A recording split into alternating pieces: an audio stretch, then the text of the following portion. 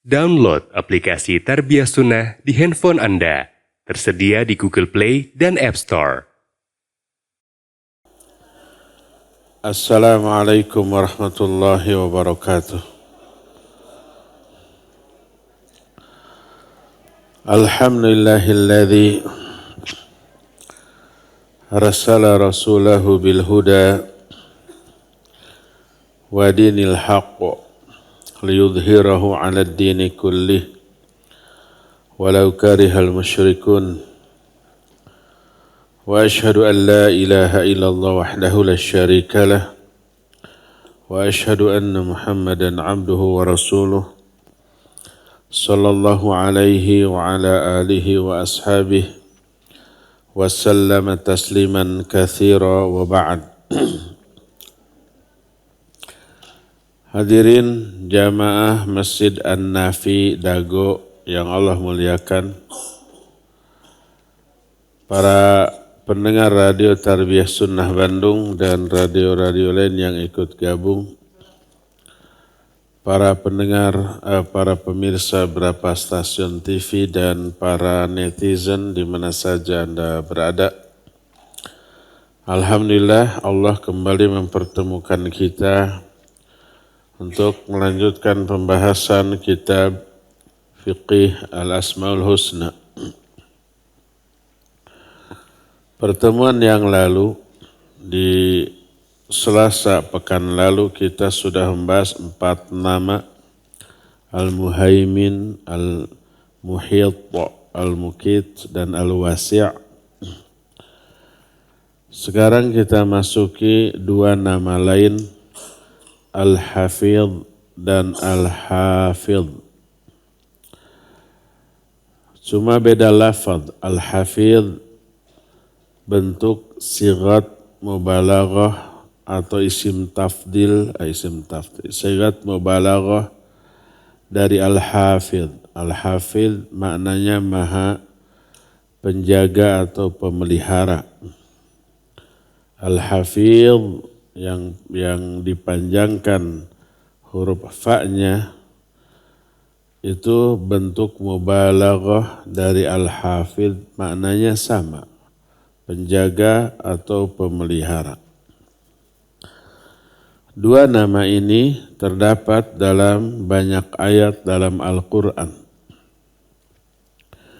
Tentang Al-Hafidh dengan dipanjangkannya fa, Allah berfirman dalam Hud ayat 57, Inna Rabbi ala kulli syai'in hafidh. Sesungguhnya Rabbku terhadap segala sesuatu maha penjaga atau maha pemelihara. Juga Saba ayat 21, wa rabbuka ala kulli syai'in hafidh. Dan Rabbmu terhadap segala sesuatu maha penjaga atau maha pemelihara. Juga diterangkan dalam surah Asy-Syura ayat yang ke-6, walladzina ittakhadhu min dunihi awliya Allahu hafizun alaihim wa ma anta alaihim biwakil. Dan orang-orang yang menjadikan wali selain Allah, wali itu pelindung, Allah maha penjaga atau pemelihara atas mereka. Wa ma anta alaihim biwakil, dan engkau tidak memiliki tanggung jawab terhadap mereka. Biarkan itu urusan Allah. Itulah di antara beberapa ayat yang memuat kata-kata hafidh. Adapun hafidh dengan dipanjangkannya huruf ha, salah satunya Allah terangkan dalam surah Yusuf 64, fallahu khairun hafidha wa huwa arhamur rahimin. Allah lah sebaik-baik penjaga atau pemelihara, dan Dia yang paling rahman di antara yang maha pengasih, yang maha asih, yang paling asih di antara maha pengasih.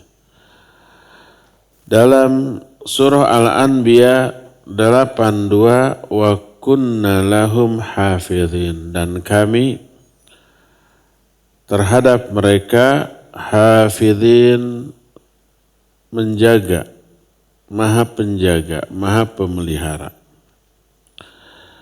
Juga dalam surah Al-Hijr 9, inna nahnu nazzalna dzikr wa inna lahu lahafidhun. Sungguhnya kamilah yang telah menurunkan az-zikr, maknanya Al-Quran, dan kamilah yang akan menjaga atau memeliharanya. Inilah dua nama Al-Hafidh dan Al-Hafidh.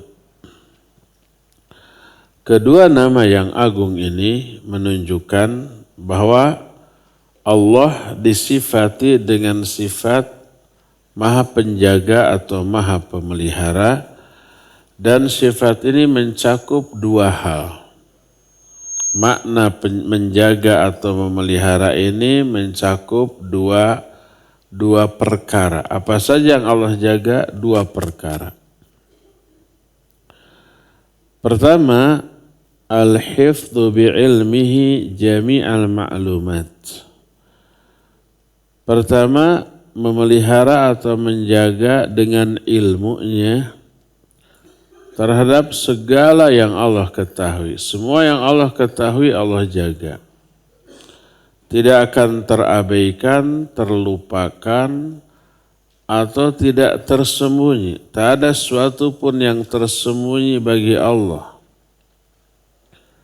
Lawan dari menjaga atau memelihara adalah melupakan atau mengabaikannya. Allah mensucikan diri dari sifat lupa karena kesempurnaan ilmunya dan maha memeliharanya.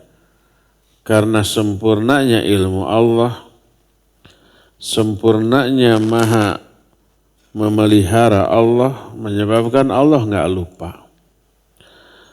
Allah berfirman dalam surah Maryam 64, wa ma kana rabbuka nasiya. Allah itu tidak pernah lupa. Dalam surah Thaha ayat 52, ketika si Fir'aun bertanya kepada Nabi Musa, fama balul qurunil ula, bagaimana dengan keadaan generasi yang lalu yang sudah mati, gimana keadaan mereka tuh gitu, kata si Fir'aun teh.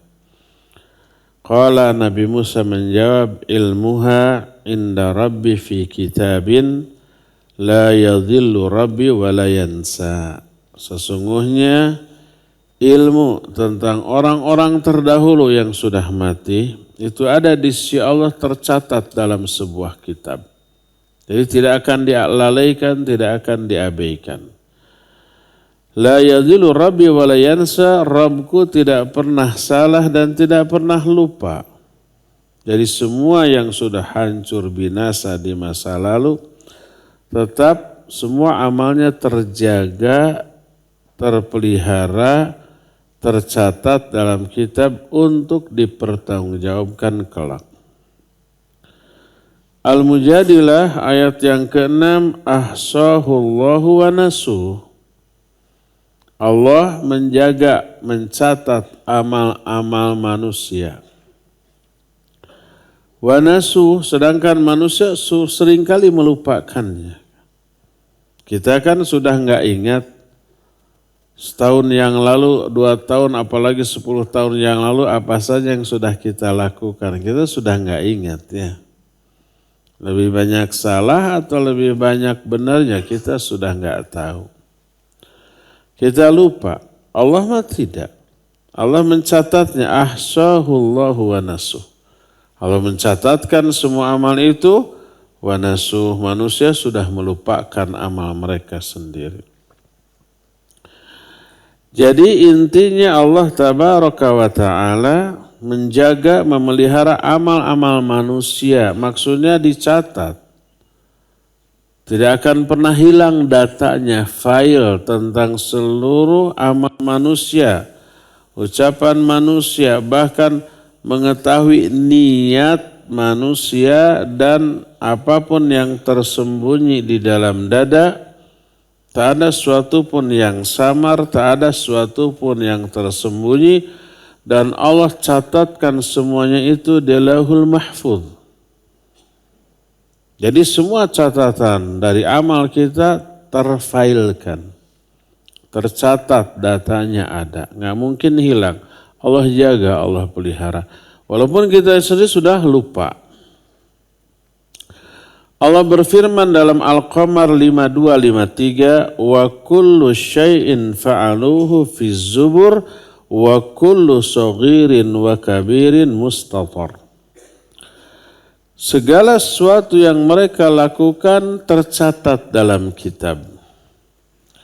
Dan semua amalan yang kecil ataupun yang besar, mustatar, itu tercatat.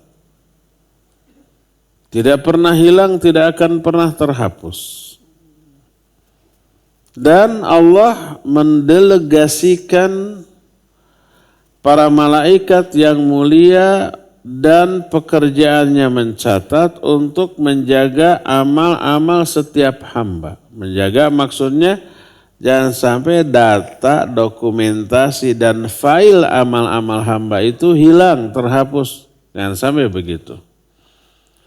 Allah tugaskan beberapa malaikat penjaga. Yang dimaksud penjaga, menjaga amal-amal mereka agar tidak hilang datanya dengan cara dicatat. Dalam surah At-Tariq ayat 4, in kullu nafsin lamma 'alaiha hafidh.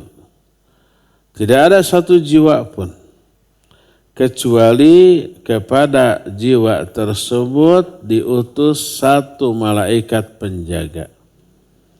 Maksudnya menjaga amal-amalnya agar terdokumentasikan, terfailkan. Sehingga dalam surah Al-Infitar ayat 10 dan 12 Allah berfirman, wa inna 'alaikum hafidhin wa inna 'alaikum lahafidhin kiraman katibin ya'lamuna ma taf'alun. Sesungguhnya atas kalian semua ada para malaikat penjaga. Kiraman katibin. Mereka itu malaikat-malaikat yang mulia, katibin, dan mencatat amal-amalnya. Ya'lamuna ma taf'alun. Para malaikat itu mengetahui apapun yang kalian amalkan. Termasuk hati, iya, karena termasuk amalan hati.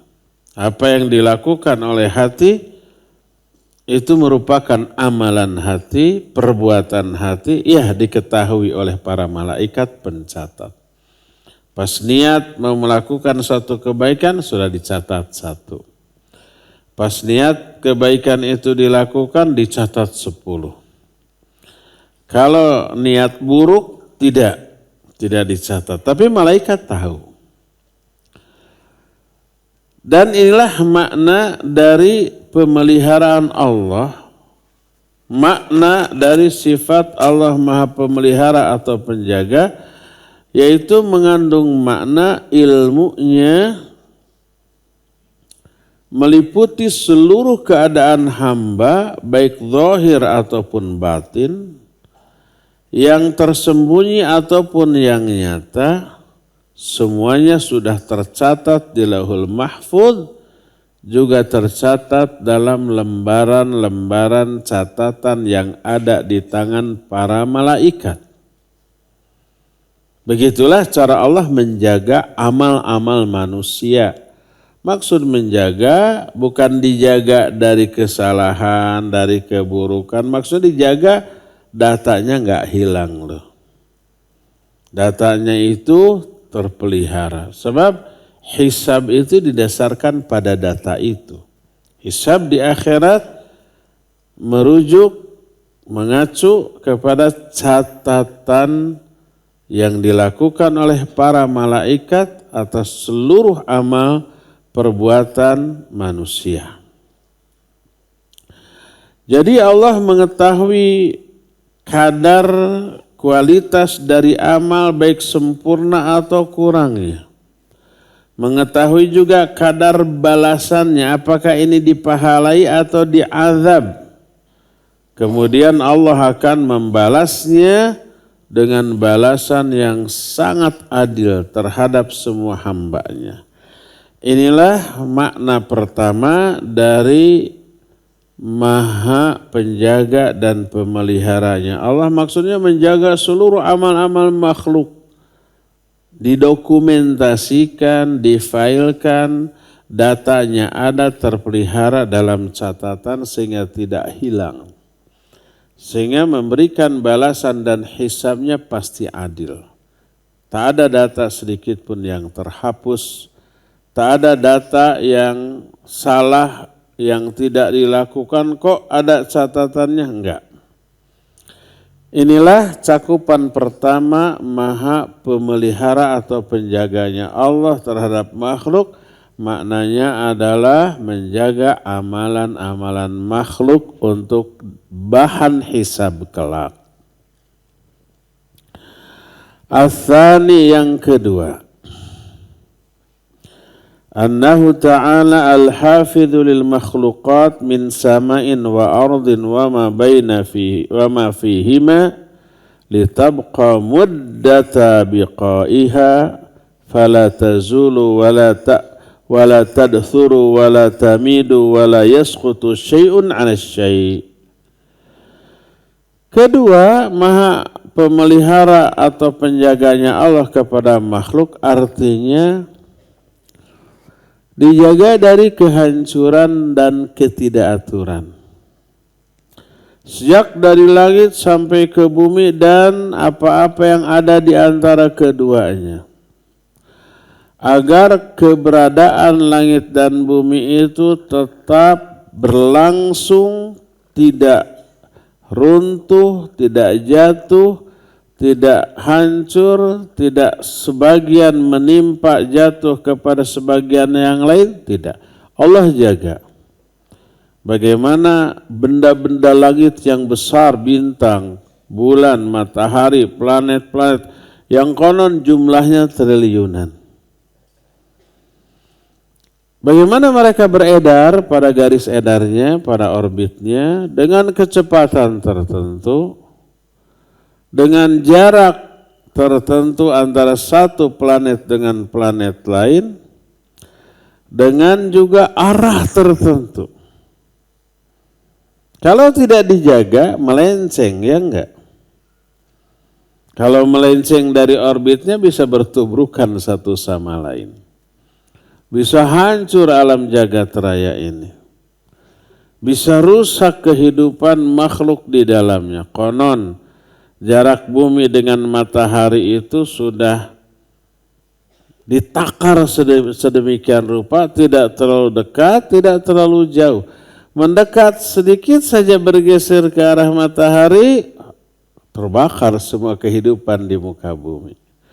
Menjauh sedikit saja dari matahari, beku seluruh kehidupan di muka bumi, kan gitu. Dan itu berlangsung entah berapa ribu atau juta tahun, wallahu alam, tanpa penjagaan, tanpa pemeliharaan dari Allah, nggak mungkin ini bisa terjaga, terpelihara. Allah menjaga semuanya. Dan ketika menjaga semuanya, Allah nggak riweuh, tidak berat, tidak cangkel, tidak pegal, tidak ada madarat sama sekali. Kalau kita aja bawa-bawa HP yang beratnya paling beberapa ons, semenit 2 menit nggak apa-apa. Coba seharian dipegang, ada cangkel atunya, pegel atuh. Umpamanya kita muka HP begini sambil duduk, sambil baring. Ada yang tanpa sadar menahan beban HP ini cingirnya. Cingir itu apa? Kelingking gini. Dan lama-lama kebas, cangkel, gitunya. Itu manusia. Padahal benda yang dibawanya super kecil dan ringan. Allah mengurus alam jagat raya ini dengan jumlah benda yang tidak terhitung saking banyaknya. Konon benda langit triliunan jumlahnya. Bukan 1-2 bintang aja nggak kehitung sama kita. Konon ukuran jauh lebih gede daripada bumi yang kita tempati. Semua diatur oleh Allah tanpa memberatkan Allah, tanpa membuat Allah riweuh, rempong, repot, cangkel, pegel, dan seterusnya. Allah berfirman dalam ayat kursi, وَلَا يَؤُدُهُ حِفْظُهُمَا. Allah tidak merasa repot, tidak merasa berat dalam memelihara keduanya, dalam memelihara langit dan bumi. Allah menjaga langit agar tidak jatuh menimpa bumi. Sebagaimana firman Allah dalam surah Al-Hajj ayat 65, "Wa yumsikus samaa'a an taqa'a 'alal ardi illa bi'idnih." Allah menahan langit agar tidak jatuh menimpa bumi kecuali dengan izin Allah. Pada saatnya ia akan, nanti kiamat. Sebelum kiamat Allah jaga langit ini agar tidak jatuh menimpa bumi. Dalam surah Al-Anbiya 32, وَجَعَلْنَا السَّمَاءَ سَقْفًا مَحْفُوظًا وَهُمْ عَنْ آيَاتِنَا مُعْرِضُونَ. Dan kami jadikan langit ini sebagai atap yang terjaga. Atap bagi bumi. Terjaga jangan sampai runtuh ataupun jatuh. Dan mereka berpaling dari ayat-ayat kami. Dalam surah Fatir 41, "Innallaha yumsikus samawati wal arda an tazula." Sesungguhnya Allah menahan langit dan bumi agar tidak hancur, tidak bergeser, tidak runtuh.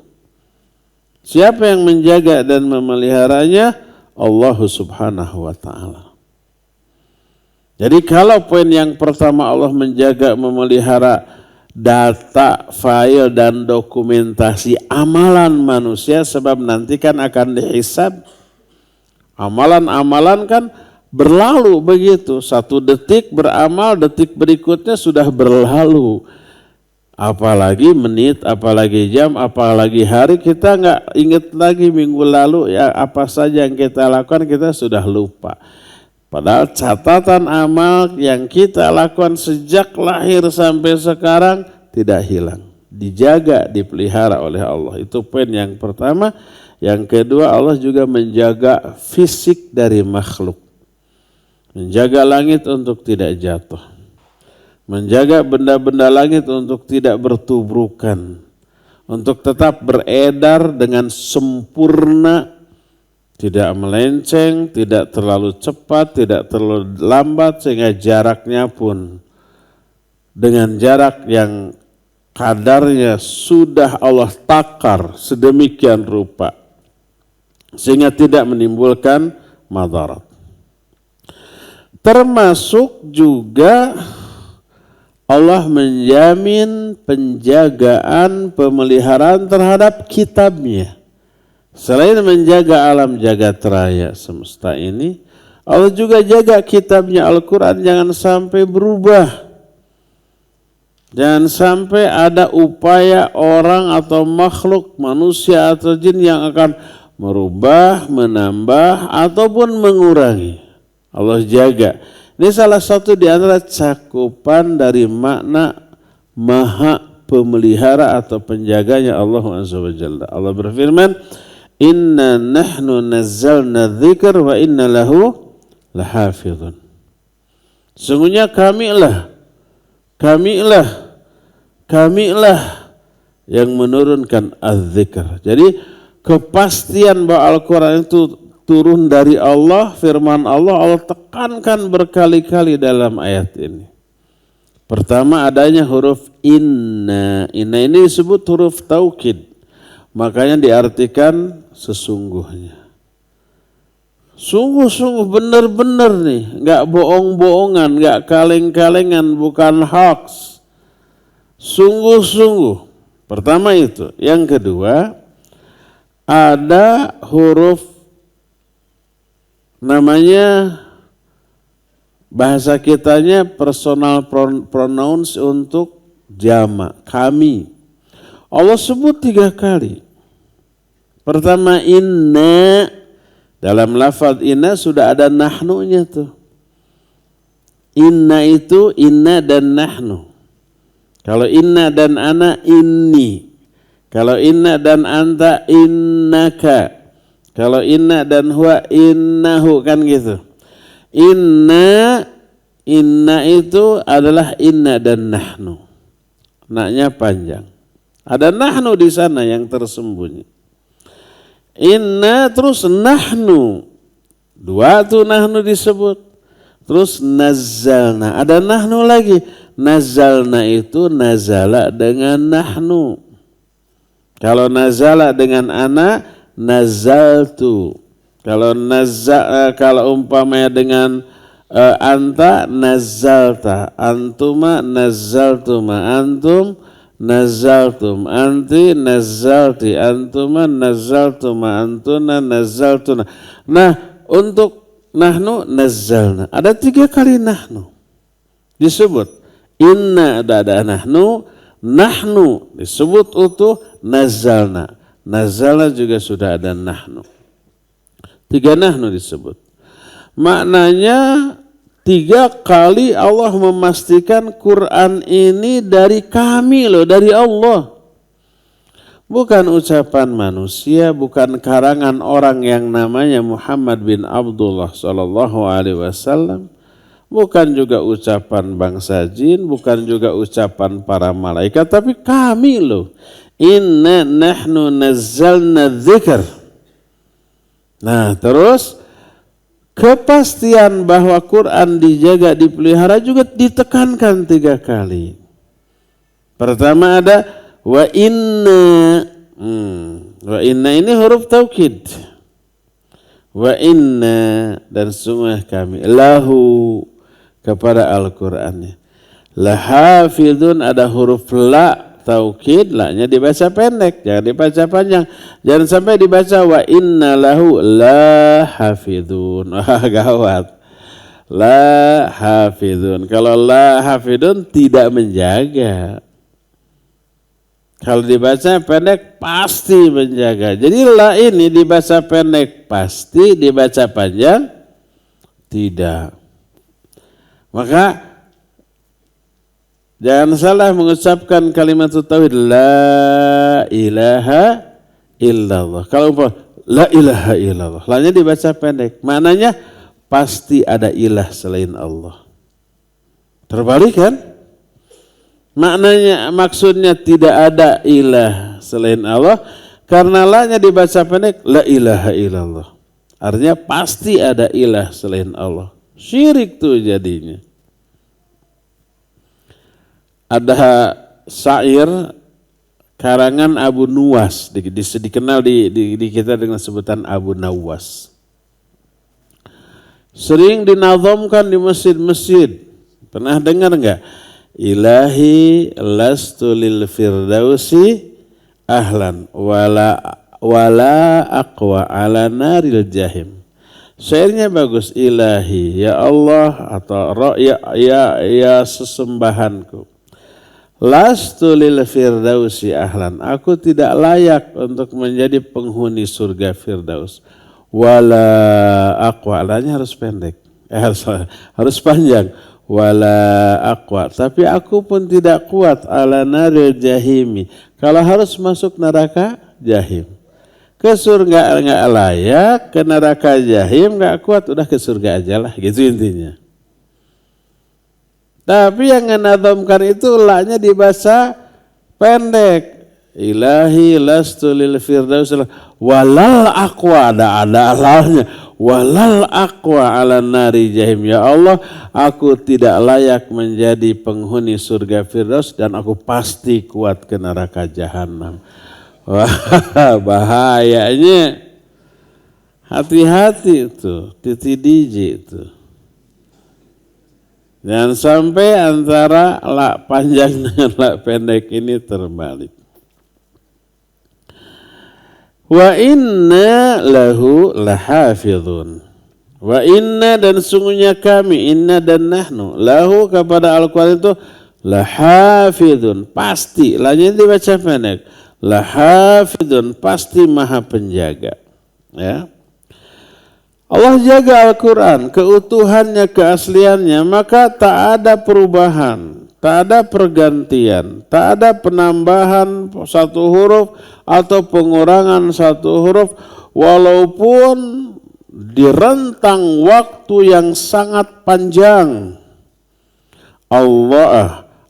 Al-Quran dan ayat-ayatnya akan tetap sama seperti ketika Allah menurunkan ayat ini kepada nabinya sallallahu alaihi wasallam, dan akan tetap terpelihara sampai hari kiamat karena penjagaan Allah azza wa jalla. Ini penjaminan Allah, makanya ini termasuk dalam makna cakupan dari sifat al-hafidhnya Allah. Allah maha penjaga. Apa yang Allah jaga? Yang pertama tadi, dokumentasi file dari amal-amal manusia itu terjaga, terpelihara, nggak akan musnah, nggak akan terhapus. Yang kedua, alam jagatera ini Allah jaga. Yang ketiga, Al-Quran juga Allah jaga dari perubahan. Walaupun ada upaya dari zaman bahula, sejak Nabi masih hidup sampai sekarang, sampai hari kiamat, upaya orang yang akan merubah Al-Quran, menambah, mengurangi itu selalu ada. Tapi Allah selalu jaga. Itulah kenapa Allah menggunakan kata-kata nahnu. Nahnu itu artinya apa? Kami. Bukan aku. Allah tidak berkata ini umpamanya. Ana nazzaltu dzikr wa inni lahu lahafidh. Tidak mengatakan aku. Sungguhnya aku yang menurunkan Al-Quran. Dan aku pula yang akan melihara. Enggak, tapi Allah pakai nahnu. Nah itu kami. Apa maknanya? Kalau Allah menggunakan kata nahnu, dalam prosesnya Allah melibatkan makhluk. Ketika Allah menurunkan Al-Quran kepada Nabi SAW, ada makhluk yang dilibatkan? Ada. Siapa? Jibril. Melalui malaikat Jibril, tidak langsung. Dan ketika Allah menjaga Al-Quran dari perubahan, dari usaha orang yang akan memalsukan, Allah melibatkan makhluk. Ada orang yang mencetak Al-Quran, mushaf Al-Quran dengan perubahan, ada yang dirubah, dikurang, ditambah gitu ya, maka diingatkan kaum muslimin. Ketahuan, oh ini ada Quran yang beda nih. Karena kemarin ada mushaf Al-Quran surah Al-Kahfi harusnya inna laja'ilu kan gitu, ini inna lajahilunahu, beda banget. Ketahuan tuh, sama menteri juga ketahuannya untungnya. Viral, ribut, ditarik. Allah sadarkan orang-orang, kaum muslimin, para ulamanya, bahwa ini ada upaya orang yang akan merubah, menambah atau mengurangi Al-Quran. Sadar, kemudian bereaksi, ditarik, dicabut. Bila perlu ada unsur pidana karena kesengajaan, pidanakan biar kapok dia dan biar memberi efek takut kepada orang lain yang akan mencoba membuat Quran-Quran yang palsu, yang ditambah, dikurang, dirubah gitu. Allah libatkan makhluk. Itulah poin kedua, Allah menjaga ya. Pertama menjaga alam jagatera ini, kedua menjaga Al-Quran. Ketiga, wa min ma'ani hadzal ism annahu subhanahu al-hafidh li ibadihi min jami'i ma yakrahun. Di antara kandungan makna dari nama Al-Hafidh, Allah menjaga hamba-hambanya dari semua yang tidak disukai.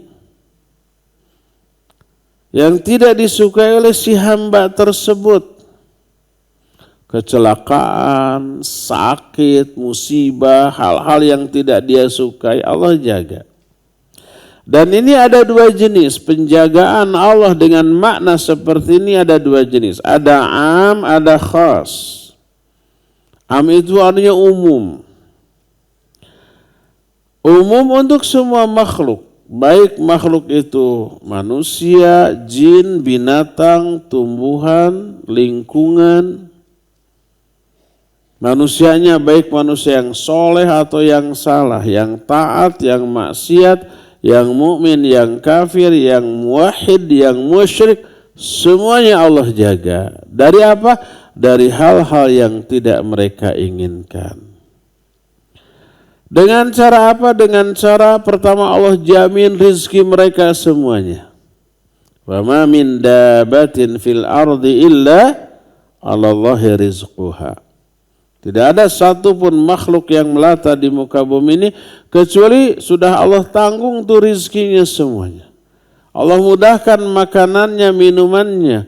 Allah mudahkan juga mereka untuk menghisap hawa, udara yang dibutuhkan. Konon kan udara ini campur aduknya.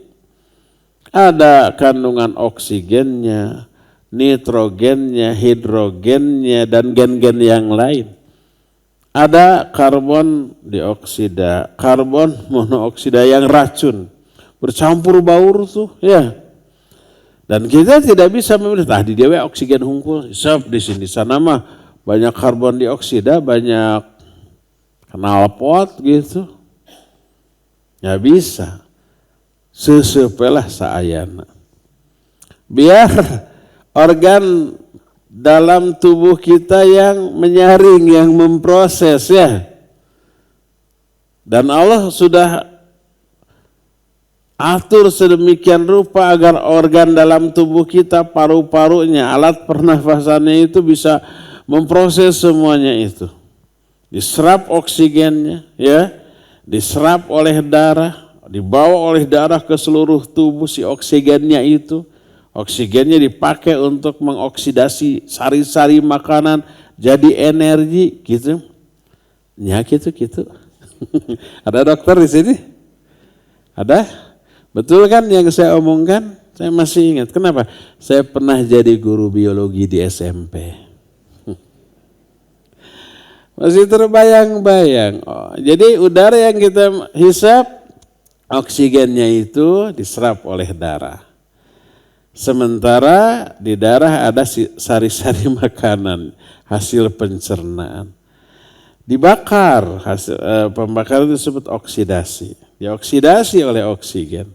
Jadi energi, jadi tenaga. Hampas-hampasnya dibuang. Cairannya dibuang dalam bentuk keringat, ludah, BAB, BAK, dan seterusnya kan gitu.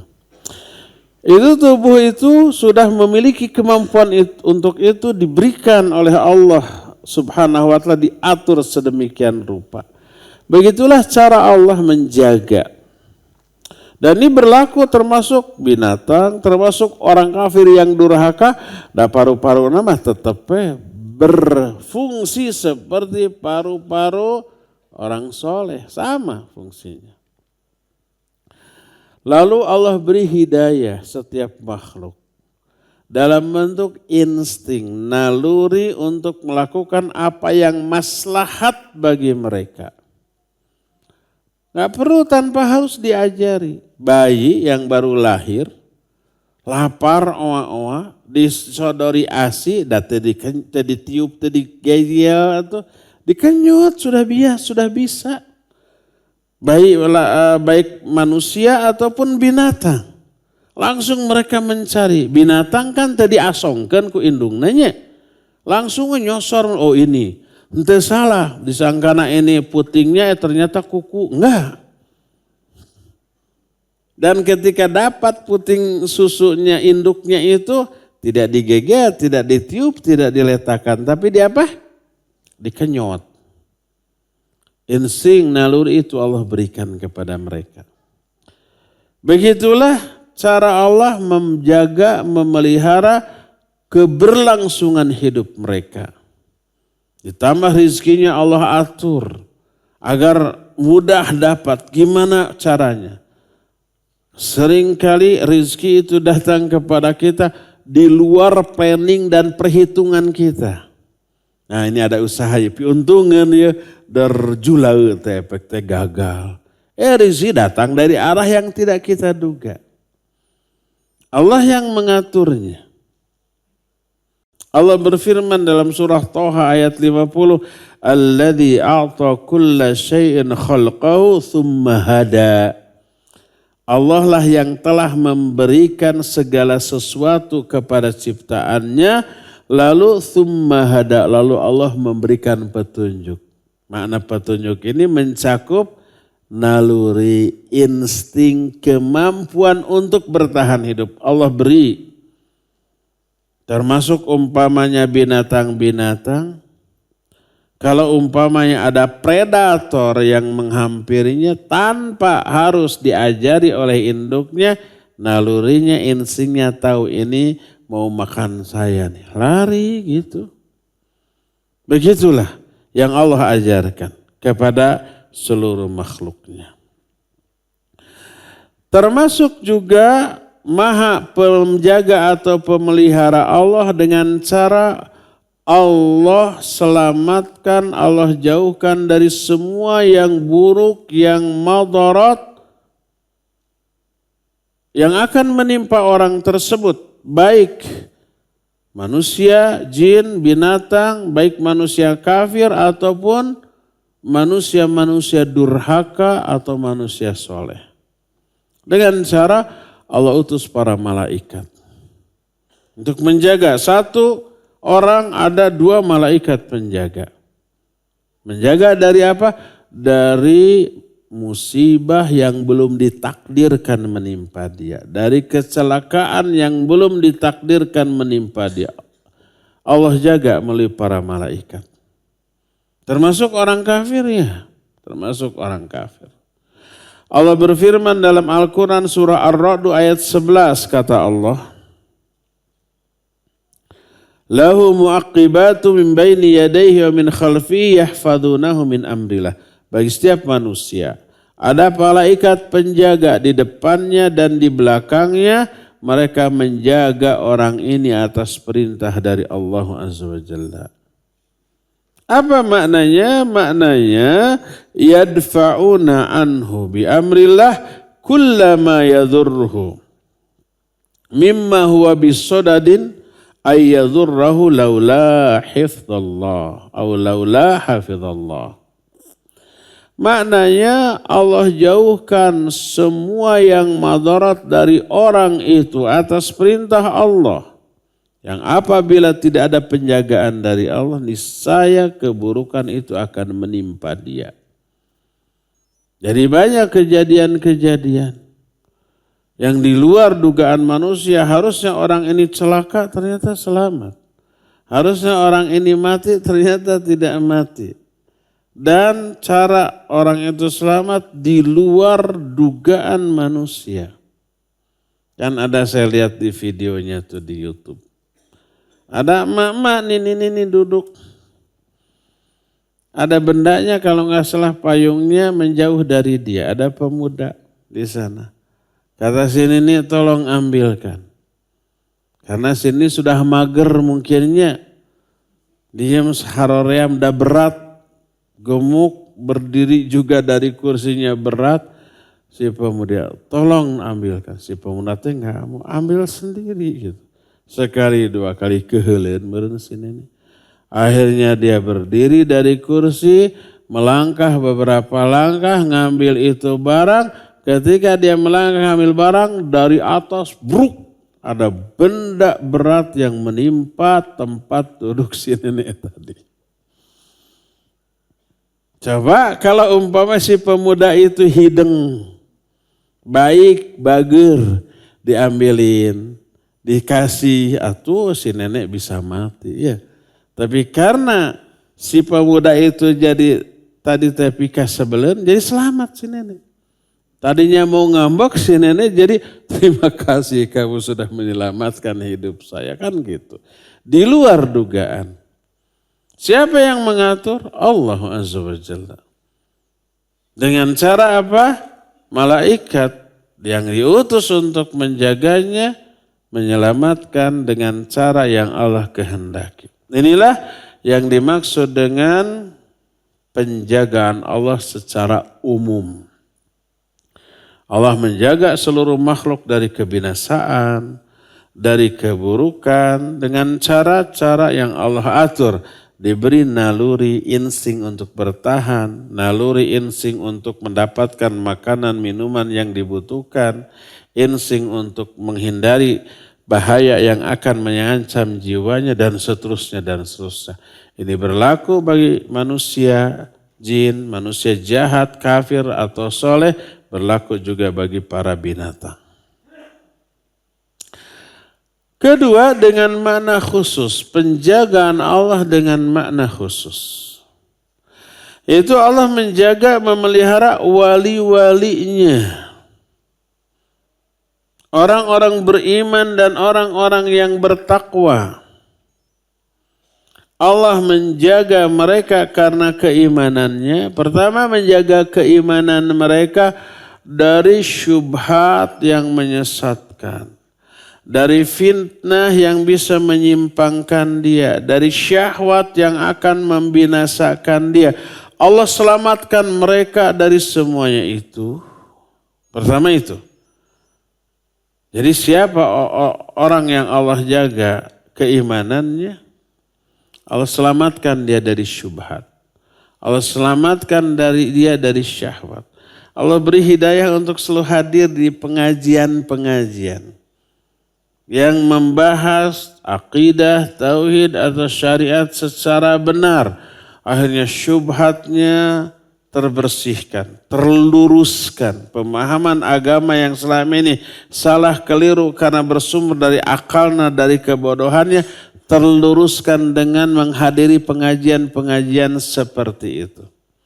Syahwatnya yang tadinya menggebu-gebu, mendominasi jiwanya, sedikit demi sedikit terkikis oleh hidayah yang dia dapatkan melalui pengajian-pengajian seperti itu. Allah pelihara imannya. Tidak semua orang dijaga.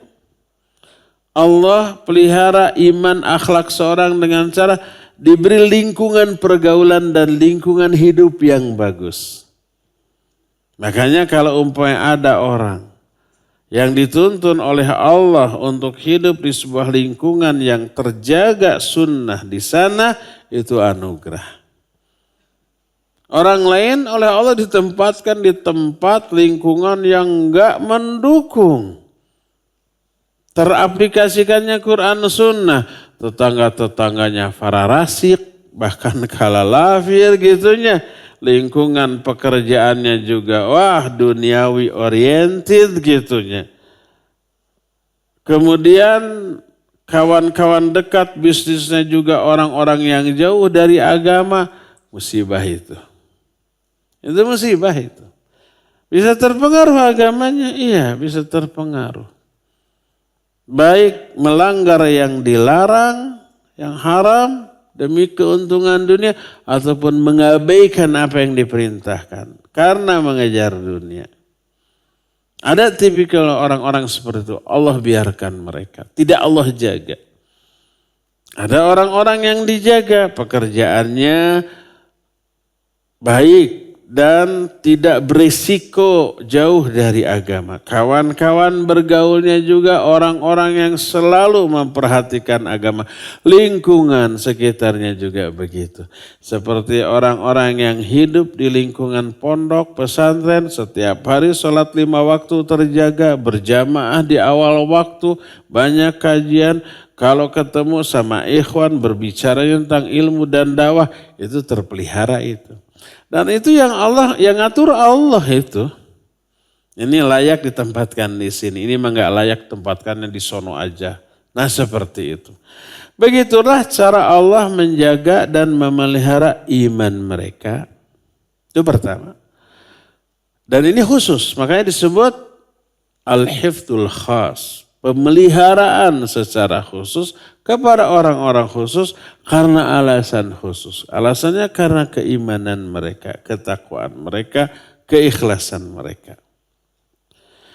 Kedua, Allah juga jaga mereka ini dari musuh-musuh mereka, baik dari kalangan bangsa jin ataupun bangsa manusia. Ditolong mereka, dikuatkan mereka, dibela dari makar tipu daya musuh-musuh mereka. Allah berfirman dalam Al-Hajj ayat 38, Innallaha yudafi'u 'anil ladzina amanu. Sesungguhnya Allah selalu membela orang-orang beriman. Dan pembelaan yang Allah berikan sangat bergantung pada kualitas iman orang itu. Makin kuat kadar imannya, makin besar kadar penjagaan dan pembelaan Allah kepada orang itu. Makanya kalau kita ingin dijaga oleh Allah, dipelihara oleh Allah, dua hal yang harus diperhatikan, ya.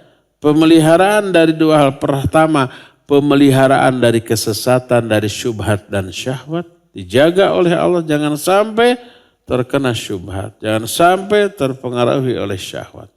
Kedua, dijaga dari makar, tipu daya, rencana jahat, musuh-musuh Islam. Kalau ingin dijaga, dipelihara, harus ada aksi. Kita tahu waktu sekolah ada rumusan aksi min reaksi gitu ya. Harus ada aksi dari kita, Allah nanti akan bereaksi. Apa aksi kita? Jaga hak Allah, jaga agama Allah, jaga syariat Allah dalam diri kita, Allah akan menjaga kita. Bersabda Rasul SAW kepada saudara sepupunya yaitu Ibnu Abbas radhiyallahu anhuma. Abdullah bin Abbas ini putra Abbas bin Abdul Muttalib. Abbas ini adalah paman Nabi SAW. Punya anak namanya Abdullah bin Abbas. Disebut dengan Ibnu Abbas. Sepupu berarti kan? Kata Nabi SAW kepada Ibnu Abbas, ihfadillah yahfadka, ihfadillah tajidhu tujahak. Jaga olehmu Allah, Allah akan menjagamu. Pelihara olehmu Allah, Allah akan memeliharamu. Memelihara dari dua hal tadi. Memelihara imannya agar tidak terkena syubhat dan syahwat. Memelihara keselamatannya agar tidak dicelakakan oleh musuh-musuh Islam. Yang dimaksud dengan ihfadillah, hadis riwayat Ahmad dan At-Tirmidzi, maknanya ihfad awamirahu bil imtithal wa nawahiyahu bil ijtinab wa hududahu bi adami ta'addiha yahfadka fi nafsika wa dinika wa malika wa waladika fi jami'ma atakallahu min fadlih. Makna jaga Allah olehmu artinya jaga perintah-perintahnya dengan cara dilaksanakan, jaga larangan-larangannya dengan cara dijauhi, jaga hukum-hukumnya jangan sampai dilanggar, maka Allah akan menjagamu. Menjaga apanya? Menjaga dirimu, menjaga agamamu, menjaga hartamu, menjaga anak, istri dan keluargamu, dan menjaga semua karunia yang telah Allah berikan kepadamu dari kemadaratan.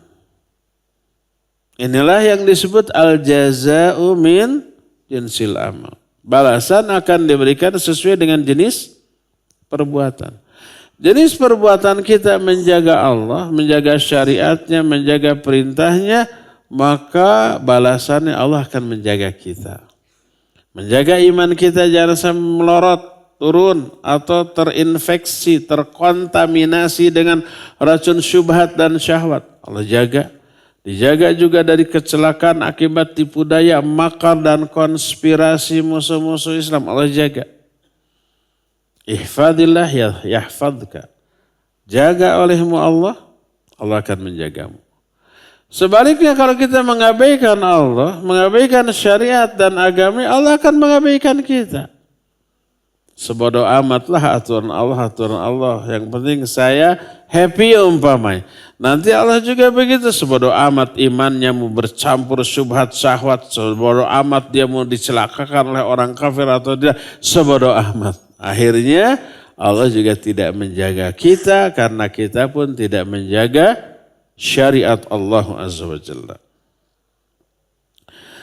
Makanya Allah telah memuji hamba-hambanya yang selalu menjaga, memelihara hak-hak Allah dan hukum-hukum Allah. Allah puji itu dalam banyak ayat. Di antaranya At-Taubah 112, wal hafidhuna li hududillah. Salah satu orang yang Allah puji adalah orang-orang yang menjaga hukum-hukum Allah. Wa basyiril mu'minin, berikan kabar gembira kepada orang mukmin yang seperti itu. Ini nada bernada pujian. Kedua, itu surah At-Taubah 112. Kedua dalam surah Qaf 32-33 Allah menyatakan, hadza ma tu'aduna likulli awwabin hafidh man khasyar rahmana bil ghaib wa jaa biqalbin munib. Ini tentang surga. Kata Allah, surga itu hadza ma tu'adun. Inilah yang telah dijanjikan untuk kalian. Untuk siapa? Likulli awwabin hafidh, bagi orang yang selalu awab dan hafidh. Awab itu selalu kembali kepada Allah, selalu bertobat atas dosa dan kesalahan. Dan hafidh. Hafidh itu yang menjaga hukum-hukum Allah. Ini surga yang telah dijanjikan kepada kamu. Kamu itu siapa? Kamu yang selalu tobat kembali kepada Allah dan selalu menjaga hukum-hukum Allah. Surga itu dijanjikan. Siapa orang itu? Man khasyar rahmana bil ghaib. Coba perhatikan balaghahnya kalimat ini. Man khasyar rahman. Yaitu orang yang takut kepada yang maha rahman. Bil ghaib, padahal yang rahman itu ghaib. Pertama, rahman itu kan yang maha pengasih, maha penyayang. Nyaahan, dedehan, asihan kepada makhluk. Tapi kenapa harus ditakuti? Kenapa Allah tidak mengatakan man khasyas syadidul iqab? Yaitu siapa orang yang takut kepada zat yang maha dahsyat siksanya. Enggak begitu. Tapi man khasyar rahman. Takut kepada zat yang maha pengasih. Kok yang maha pengasih ditakuti gitu? Biasanya yang maha pengasih itu bukan ditakuti tapi dicintai. Ini ditakuti. Apa maknanya? Maknanya adalah kalau yang maha rahman saja gitu ya, akan memberikan azab kepada hamba, menunjukkan si hamba ini sudah kelewat batas, sudah keterlaluan. Saking kelewat batas, saking keterlaluannya, yang maha penyayang pun murka dan bisa mengadab. Itulah maknanya. Man khasyar rahmana bil ghaib. Walaupun rahman dia takut kalau apa yang dilakukannya membuat zat yang maha pengasih penyayang itu murka dan mengadab dia. Saking sensitifnya orang ini. Saking tahu dirinya orang ini. Man khasyar rahmana bil ghaib, padahal yang maha rahman itu ghaib. Tidak terlihat, tidak terdengar, tidak terjangkau oleh panca indera kita. Tidak bisa dibuktikan keberadaannya. Tapi yakin dia ada. Dan layak ditakuti. Man khasyar rahmana bil ghaib. Menunjukkan imannya kuat. Keyakinan yang luar biasa. Wa jaa biqalbin munib, dan datang dengan hati yang kembali kepada Allah Azza wa Jalla. Kembali setelah dirinya menjauh dengan cara melalaikan kewajiban, melanggar yang dilarang, dosa maksiat gitu. Sudah datang kepada Allah dengan jiwa yang ingin kembali, pasrah ya. dengan manggalah bade dibeureum bade dihiteung nyanggakeun beung teuk-teukeun suku genteng belokeun rek disiksik dikunyit-kunyit dicacak diwalang-walang mangga abdi pasrah eta tah. Nah itu nggak bisa diterjemahkan ke dalam bahasa apapun. Jangankan diterjemahkan, antum mengulang kembali omongan saya barusan bisa apa tidak? Bisa, tapi ketika saya mengucapkannya faham ya. Pokoknya pasrah, sadrah, sumerah gitu. Bade di berem, bade dihideung, bade disiksik, dikunyit-kunyit, dicacak, diwalang-walang, nyanggakeun, beheung teuk-teukeun, suku genteng, belokeun mangga pasrah. Bisa mengulang kembali? Dan itu belum seberapa, masih panjang itu kalimatnya. Yang segitu aja susah dicatat apalagi lebih panjang.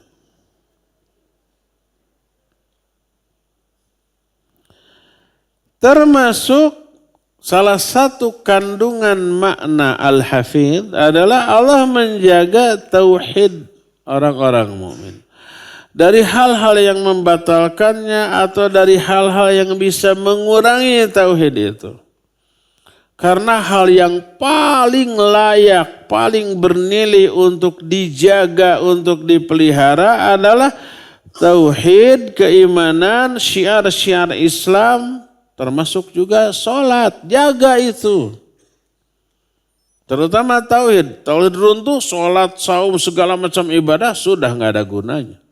Lain asyrakta la yahbatanna amaluk.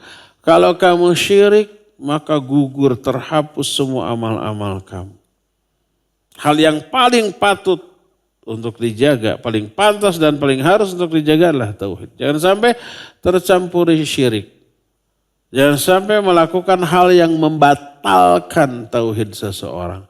Atau yang mengurangi, tidak batal tapi kadarnya bisa berkurang. Sudah kita jelaskan, salah satu di antara bentuk dari kerusakan atau kekurangan tauhid adalah iradatul insan bi amalihi dunya. Seseorang mengamalkan amalan agama, amalan akhirat, tapi dengan niat dunia. Kenapa rajin tahajud? Biar karirnya nanjak. Kenapa rajin saum Senin Kamis? Biar kalau dagangannya laku. Kenapa membaca wirid sekian kali? Biar cepat dapat jodoh lagi. Ada laginya. Saum, baca Quran, wirid, sholawat, tahajud, itu amalan akhirat, amalan agung. Dan niatnya untuk dunia. Dunia kan hina di mata Allah. Ibadah ini agung. Geleser gitu ada mobil miliaran. Ingin, sholawatin aja lah. Baca sholawat dengan niat ingin dapat mobil itu. Salawat itu agung, ibadah yang luar biasa. Dipakai meniatkan untuk dunia. Ini menunjukkan min fasadi tauhid iradatul insan bi amalihi dunya. Di antara kerusakan, bukti rusaknya tauhid seseorang adalah melakukan amalan akhirat dengan niat dunia. Ini rusak. Tidak batal, tidak musyrik, tidak kafir, tidak murtad. Tapi rusak. Gak bernilai itu. Salawatnya jadi gak ada pahala karena untuk ditujukan untuk memperoleh dunia. Mobilnya gak dapat dengan salawat. Ini berapa mobil ini? 1 miliar saya beli ya dengan salawat 1000 kali. Bisa? Gak bisa, mobilnya gak dapat. Pahala juga gak dapat. Jadi percuma. Bukan begitu caranya. Bukan untuk itu sholawat. Bukan untuk itu tahajud, saum Senin Kamis, baca Quran, wirid. Bukan untuk mengejar atau alat untuk meraih dunia. Tapi alat untuk meraih akhirat. Ini semua itu ibadah agung. Gunakan untuk meraih sesuatu yang lebih agung, yaitu akhirat. termasuk sholat. Maka Allah Azza wa Jalla menyatakan dalam Al-Quran surah Al-Baqarah 238, hafidhu ala salawat wa sholatil wusta wa qumu lillahi qanitin. Pelihara, jaga olehmu sholat yang 5 waktu dan jaga olehmu sholat wusta. Yang dimaksud sholat wusta ini sholat asar. Wa qumu lillahi qanitin, dan berdirilah kamu kepada Allah dengan cara yang kunut. Kunut itu dawamut ta'at, terus-terusan taat. Ini pemeliharaan Allah bagi kaum muslimin agar kaum muslim menjaga sholat-sholatnya. Diperintahkan. Setelah diperintahkan Allah kasih hidayah. Maka di antara kita kalau Allah ngasih hidayah memudahkan kita untuk menjaga sholat fardu yang 5 waktu, itu anugerah yang luar biasa. Kegiatan kita selalu berpatokan kepada jadwal sholat. Apapun itu, kerja, belajar, semuanya itu berpatokan kepada jadwal sholat. Pas sholat datang, semua kegiatan berhenti, sholat dulu berjamaah di awal waktu bersama imam di masjid. Dan ini tidak semua orang. Ada orang yang umpamanya lagi pas sibuk-sibuk ngomong azan. Ini kalau nggak diselesaikan sekarang atau ribuh deui gitu ya. Akhirnya diselesaikan jam 2 baru sholat. Yang aneh nih, yang aneh. Ada anggota dewan rapat tentang politik. Dia merasa jihad di bidang politik. Adzan zuhur. Wah, ini masih rapat, ini jihad gitu ya.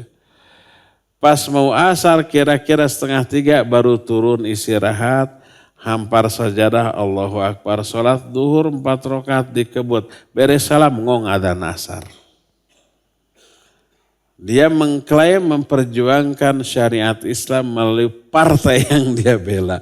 Sholat aja sudah diabaikan, tapi mengklaim membela Islam dan kaum muslimin. Waliyadzubillah. Jadi jaga sholat, terutama sholat asar. Siapa yang melalaikan sholat asar, seluruh amalnya sejak pagi hari batal, terhapus. Termasuk di antara cakupan makna al-hafidh, Allah menjaga pendengaran, menjaga penglihatan, menjaga hati. Karena semua itu nanti akan ditanya. Dipakai melihat apa aja ini mata. Dipakai mendengar apa aja ini telinga. Dipakai berpikir, berencana atau dhon apa ini hati kita. Semua akan ditanya. Maka Allah berfirman, wala taqfu ma laysa laka bihi ilm innas sam'a wal basar wal fuad kullu ulaika kana anhu mas'ula. Ini surah Al-Isra 36. Al-Isra 36 sering disalah terjemahkan dan disalah amalkan. Ngamalkannya salah, diterjemahkannya salah. Wala taqfu ma laysa laka bi ilmun diartikan jangan kalian ikuti sesuatu tanpa ilmu. Kalau mau mengamalkan harus tahu ilmunya gitu, jangan taklid. Akhirnya apa yang terjadi? Akhirnya orang bodoh dipaksa ijtihad. Keliru, ini terbalik dengan yang dimaksud oleh ayat ini. Wala taqfu. Taqfu itu berasal dari kata waqafa.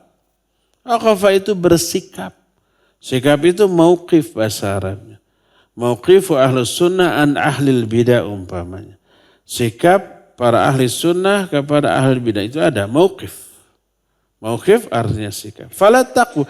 Jangan kamu bersikap terhadap sesuatu tanpa ilmu. Artinya kalau enggak tahu ilmunya diam gitu. Jangan ngomong, jangan berbuat. Kalau hal itu harus kamu lakukan, sesuatu yang wajib kamu lakukan tapi kamu tidak tahu ilmunya, ikuti sikap orang berilmu. Karena orang berilmu bersikap atas dasar ilmunya. Ikuti penjelasan para ulama. Kan ada orang nggak boleh taklid, nih ayatnya wala taqfu ma laisa laka bi ilmun. Jangan kamu ikuti sesuatu yang kamu tidak tahu ilmunya. Akhirnya orang bodoh ijtihad. Nggak mau saya taklid sama ulama. Akhirnya ijtihad, terbalik. Lalu Allah menyatakan inna sam'a wal basar wal fuad. Sesungguhnya telinga, pendengaran, penglihatan atau hati, semuanya itu akan ditanya. Kenapa kamu ngomong begitu padahal kamu nggak tahu ilmunya? Kenapa kamu bersikap begitu padahal kamu bodoh tentang hal itu? Jaga seluruh indera kita, termasuk yang terutama nih, jaga faraj. Menjaga faraj dari dua hal. Pertama, dari perbuatan zina, waliyadzubillah. Kedua, dari dipamer-pamerkan, dilihat kepada yang tidak layak untuk melihatnya. Kecuali kepada yang layak, yang boleh, boleh. Siapa? Hanya dua, istri dan hamba sahaya. Allah berfirman, walladzina hum li furujihim hafidhun illa ala azwajihim aw ma malakat aymanuhum fa innahum ghairu malumin. Faman ibtagha wara'a dzalik fa ulaika humul adun. Orang mukminlah orang-orang yang memelihara faraj-faraj mereka. Tidak dilampiaskan kepada yang tidak halal, tidak diperlihatkan. Kecuali dua, kecuali kepada istri-istri mereka atau hamba-hamba sahaya yang mereka miliki. Dua tipikal wanita yang halal bagi setiap orang. Pertama istrinya, kedua hamba sahaya. Nas ayat. Ditambah dengan hadis yang sahih. Kata Nabi SAW, man tazawwaja imra'atan awishtara jariyatan falyakhudh binasyatiha. Ini bagi yang mau nikah, baik yang baru maupun yang lagi. Hafalkan doa ini. Man tazawwaja imra'atan, siapa orang yang menikahi seorang wanita. Awishtara jariyatan, atau yang baru membeli seorang hamba sahaya wanita. Falyakhudh bin nasyatiha. Pegang ubun-ubunnya, kepalanya nih. Terus diapain? Ulah dipiteskan. Terus berdoa, Allahumma inni as'aluka min khairiha wa khairi ma jabaltahu alaiha. Wa a'udzubika min syarriha wa syarri ma jabaltahu alaiha. Ya Allah, aku meminta kebaikan dari wanita ini dan kebaikan yang engkau tetapkan dalam wanita ini. Dan aku berlindung dari keburukan atau kejahatan wanita ini dan kejahatan atau keburukan yang engkau tetapkan dalam diri wanita ini. Perlakuan kepada istri yang baru dinikahi dan wanita hamba sahaya yang baru dibeli sama. Pegang karena sudah miliknya, sudah mahram. Boleh digauli istrinya, boleh juga digauli hamba sahaya. Halal, ya halal. Nas Quran dan hadis yang sahih. Kepada dua ini nggak perlu menjaga farajnya. Silakan lampiaskan syahwat, diperlihatkan boleh, boleh. Kepada istrinya sendiri. Berdasarkan hal itu, kepada kedua, di luar kedua ini tidak boleh. Faman ibtagha wara'a dzalik faulaika humul adun. Siapa yang mencari, melampiaskan farajnya di luar kedua orang ini, maka itu yang melanggar batas. Jaga faraj ini, kecuali kepada istri dan hamba sahaya. Sekarang ada nggak hamba sahaya? Di Indonesia tidak ada. Di Bandung nggak ada, jangan cari. Pembantu bukan. Pembantu mah pekerja, dibayar oleh kita. Kalau hamba saya nggak dibayar. Kalau pembantu mau berhenti boleh? Boleh. Kalau hamba saya mau berhenti jadi budak, nggak bisa. Kalau mau berhenti boleh, tapi bebaskan dirinya dengan cara menebus dirinya dengan membayar sejumlah tertentu baru bisa bebas. Atau dibeli oleh orang lain terus dibebaskan oleh orang yang beli itu boleh. Atau si majikannya, sekarang kamu bebas, merdeka, bukan jadi budak lagi. Boleh kalau begitu. Tapi kalau enggak bisa, saya mau resign dari budak. Enggak bisa resign dari budak. Kalau pembantu bisa resign. Ya. Konon katanya, aduh sih dicari ke sana. Katanya di Afrika ada perbudakan. Tapi jangan ke sana lah ya. Ngapain? Apakah perbudakan kelak akan ada? Akan ada di akhir zaman. Jadi diisyaratkan. Makanya Al-Quran mengatur perbudakan berlaku sampai kiamat. Hadis juga berlaku sampai kiamat. Perbudakan lahir hasil dari peperangan. Yang kalah dan tidak mati ditawan. Yang tidak bisa menebus dirinya atau ditebus oleh keluarganya, tawanan ini jadi budak, jadi hamba sahaya. Maka kalau laki-laki yang budak terserah mau dibabukan, mau disuruh ini, disuruh itu. Wanita juga begitu dan halal. Kalau hamba saya wanita digauli oleh tuannya lalu hamil, dalam ilmu fiqih disebut ummul walad. Lalu melahirkan anaknya dari tuannya. Status anaknya merdeka. Status ibunya tetap hamba sahaya. Akhirnya si anaknya ini karena merdeka, anak dari ayahnya, si anak ini menjadi tuan bagi ibunya. Ibunya tetap menjadi budak atau hamba sahaya bagi anak. Dan ini tanda kiamat. Kata Nabi SAW di antara tanda kiamat, antalidal amatu rabbataha. Yaitu kalau ada hamba sahaya yang melahirkan tuannya. Ini tanda kiamat. Artinya hamba sahaya itu hamil, digauli oleh tuannya dan itu halal. Lalu melahirkan anak, anaknya merdeka, ibunya tetap budak. Dan anaknya menjadi tuan bagi ibunya. Ini yang dimaksud bila hamba saya melahirkan tuannya. Apa untungnya si hamba saya ini yang membiarkan dirinya atau memiliki anak dari tuannya? Kalau tuannya meninggal otomatis ini merdeka. Kalau tuannya meninggal. Si ummul walad ini merdeka. Tapi kalau hamba saya lain yang gak punya anak dari tuannya mati, maka terwariskan untuk anaknya, tetap hamba sahaya. Jadi ada sedikit keuntungan, sedikit apa banyaknya. Bagi hamba sahaya yang punya anak dari tuannya. Tuannya meninggal ini merdeka.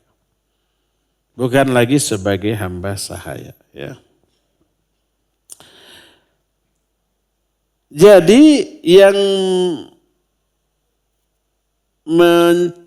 makna yang tercakup dalam Al-Hafidh, Allah menjaga iman seorang hamba, ibadah seorang hamba, juga menjaga hamba-hambanya yang mukmin dari tipu daya dan kejahatan orang-orang kafir, termasuk juga pemeliharaan Allah kepada syariatnya dalam bentuk Allah menyuruh mereka untuk menjaga sholatnya, menjaga ibadahnya, menjaga seluruh indranya, menjaga juga faradnya, sehingga terpeliharalah mereka. Dan tak ada orang yang bisa menjaga semua itu kecuali dengan hidayah dari Allah. Allah lah sebaik-baik penjaga. Makanya Allah menyatakan wallahu khairun hafidha wa huwa arhamur rahimin. Allah lah sebaik-baik penjaga. Betapa indahnya apabila ikhtiar seorang mukmin menjaga syariat Allah dalam dirinya ditunjang dengan doa kepada Allah Azza wa Jalla. Ini ada doa yang diajarkan di akhir dari bab ini. Dalam Musnad Ahmad dengan sanad yang sahih dari Ibnu Umar radhiyallahu anhuma, kata Ibnu Umar, lam yakun Rasul sallallahu alaihi wasallam yad'u haula'i da'awat hina yumshi wa hina yusbih. Ini bagian dari zikir pagi dan petang. Kata Ibnu Umar, Nabi SAW tidak pernah meninggalkan doa berikut ketika petang dan ketika pagi. Hafalkan, baca setiap pagi dan petang. Salah satu di antara zikir pagi dan petang ada doa ini. Allahumma inni as'alukal afiyata fid dunya wal akhirah. Allahumma inni as'alukal afa wal afiyata fid dini wa dunyaya wa ahli wa mali. Allahumma astur aurati wa amin rawati. Allahumma hfadni min baini yadaya min khalfi wa an yamini wa an shimali wa min fawqi wa a'udhu bi'azamatika an ughtala min tahti. Allahumma ya Allah, inni as'aluka, sungguhnya aku minta kepadamu al-afiyata fid dunya wal akhirah, keselamatan dunia dan akhirat. Allahumma inni as'aluka al-afwa wal afiyah. Ya Allah, aku minta kepadamu keselamatan, maaf dan keselamatan dalam agamaku, dalam urusan duniaku, dalam keluargaku, dan dalam hartaku. Allahumma astur aurati, ya Allah tutup aib-aibku, auratku. Wa amin rawati, dan nyamankan, tenangkan hatiku. Allahumma hfadni min baini yadaya min khalfi. Ya Allah, jaga aku dari depanku dan dari belakangku. Wa an yamini wa an shimali, jaga aku dari kananku, dari kiriku. Wa min fauqi, dan juga jaga aku dari atasku. Wa a'udzu bi'azamatika an ughtala min tahti, dan aku berlindung kepada keagunganmu dari diamblaskan, dibedol, ditarik dari bawahku. Ada kan orang yang diazab oleh Allah dengan cara ditarik ke bawah, dibenamkan ke muka bumi, ke dalam tanah? Ada. Siapa yang begitu contohnya? Si Karun. Dengan hartanya diamblaskan ke muka bumi, ke dalam tanah, terkubur dengan semua hartanya. Makanya setiap orang yang menemukan harta dalam tanah disebut harta karun. Walaupun di Bandung. Padahal itu harta si Ujang, bukan harta karun. Inilah penjelasan kita tentang Al-Hafidh dan Al-Hafidh. Ya, cukup sampai di sini. Dan kita masih punya sisa waktu 4 menit untuk bertanya jawab. Wassallallahu ala nabiyina Muhammadin wa ala alihi wa ashabihi wassalam. Saya ada buku 2. Satu ikhwan, satu akhwat. Bukunya terjemahan dari kitab yang sedang kita bahas ini. Ikhwan dulu, siapa yang mau? Siapa namanya? Mike.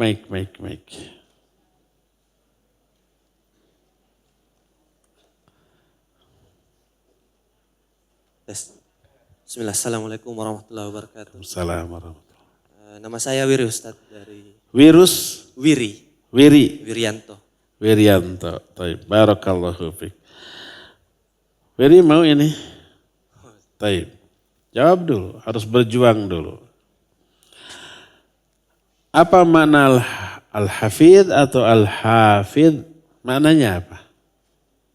Jadi makna al-hafidh atau al-hafidh ada 2. Yang pertama penjagaan Allah terhadap semua ciptaannya mulai dari catatan-catatan amalnya. Kemudian yang kedua penjagaan Allah terhadap fisik makhluknya mulai dari pemeliharaan ciptaannya, apa yang ada di langit maupun yang ada di bumi. Dari keberaturan semuanya, kemudian penjagaan Allah kepada makhluk-makhluk terhadap Al-Quran, kemudian penjagaan Allah terhadap makhluknya mulai dari penjagaan secara umum maupun khusus. Yang mana umum itu penjagaan terhadap seluruh makhluk mulai dari binatang, tanaman maupun manusia yang mukmin maupun yang kafir, kemudian yang khusus penjagaan Allah terhadap orang-orang yang beriman dan bertakwa. Itu mas skripsi. Barakallah. Fadal. Ahwat silakan ngacung. Panitia yang nunjuk. Ada mic di atas? Ada? Silakan akhwat. Assalamualaikum Ustaz. Assalamualaikum warahmatullahi wabarakatuh. Taib. Pertanyaan. Siapa malaikat yang mencatat amal-amal manusia?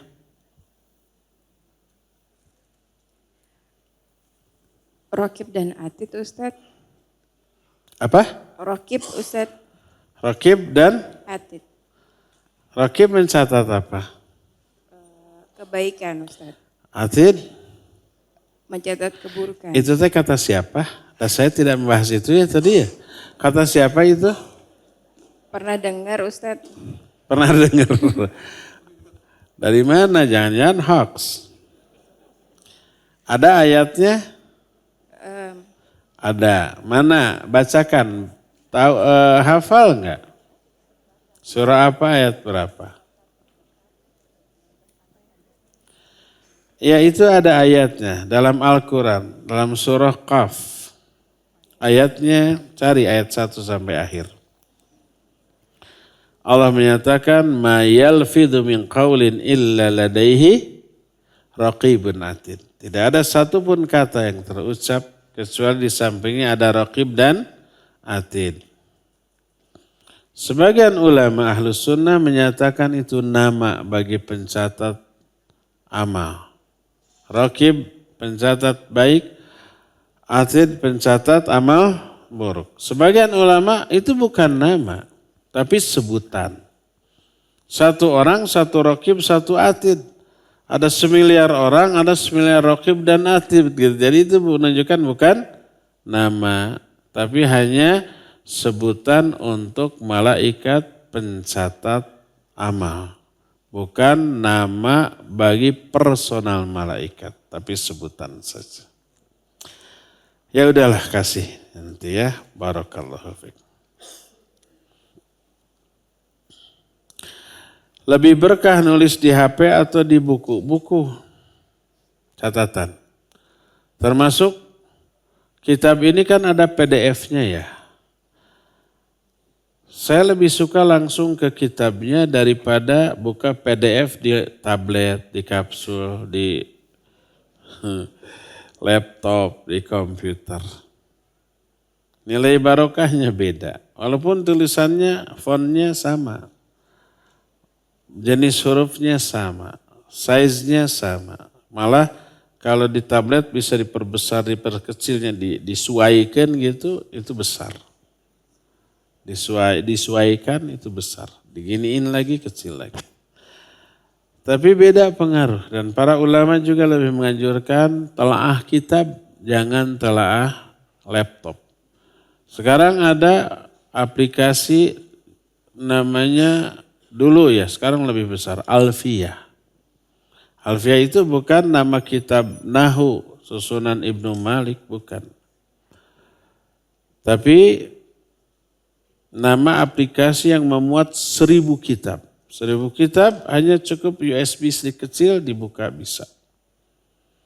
Bisa kitab apapun ada. Kitab akidah, kitab manhaj, kitab tauhid, kitab fiqih, kitab hadis ada semuanya.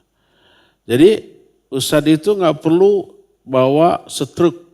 Cukup bawa satu laptop termuat semuanya. Bisa dibuka. Ya, untuk kepentingan-kepentingan yang seperti itu boleh. Memudahkan. Berat, kalau kita berat, kalau laptop cuma atau di HP kecil ini cuma sedikit bisa. Tapi untuk maroji atau referensi yang dibuka sehari-hari lebih baik kitab ya. Termasuk menulis catatan dalam kajian lebih baik di buku catatan.